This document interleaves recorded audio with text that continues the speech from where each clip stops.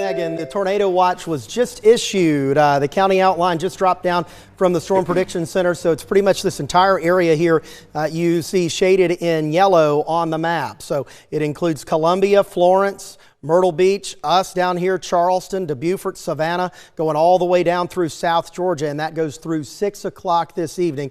That is the brand new tornado watch just issued by the Storm Prediction Center. And that's ahead of that squall line that we're going to be watching here through the rest of the afternoon hours. You can see that lining up from the upstate of South Carolina all the way down into southern Georgia, and that's going to be approaching I-95, we think, by 2, and then crossing the rest of the area as we move through the rest of the afternoon. Now, right now, we still have some pretty decent showers coming in off the Atlantic at a good clip. What this is the nose of some warmer, more humid and unstable air that is moving in from the south, and that's pushing north toward the PD, and that's why the Storm Prediction Center went ahead and issued the tornado watch, because we now have the atmosphere developing over us, which is favorable for thunderstorms to become a little stronger, and that's what they're looking for later on this afternoon.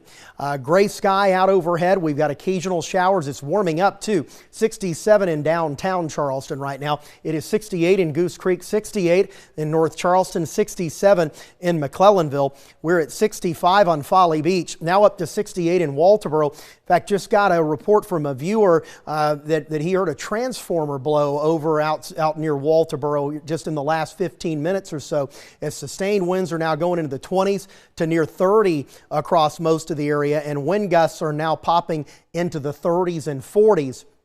And they will continue to increase. There's a wind gust to 40 in Walterboro, 40 right now. The latest wind gust measured at Charleston International, 32 is the latest in Georgetown, and 33 up by Lake Moultrie and Moncks Corner.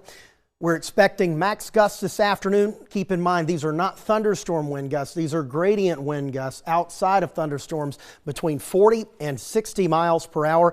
And this is going to be over a few hours. So that's why the concern is there from Dominion and our friends at Berkeley as well, that we may have a pretty significant power outage issue on our hands here as we move into the afternoon hours. In addition to that, the squall line will be arriving too. And with the squall line, there could be pockets of wind gusts that are 70 to 80 miles per hour. And then along that squall line too, there's the isolated tornado threat. This arrives toward I-95 between 2 and 4. Headed out toward the metro and toward the coastline as we head toward 3 to 6 p.m. is our general earliest arrival times on that squall line. And the Storm Prediction Center see maintaining that large area of severe weather threat with a significant risk of wind damage across our part of South Carolina and an elevated risk of isolated tornadoes. So all that together is why we have our weather alert in place today. The good news is it all clears out tomorrow and Thursday. Partly cloudy both days, does turn cooler. Then we have another storm that we're watching for Friday. This one has a look to it as well, that we may have to deal with wind damage issues and isolated tornadoes. Something else to keep an eye on for the end of the week. That clears Saturday, and count on 2 for the Low Country's only 10-day outlook. Sunday's high around 58 and mostly sunny.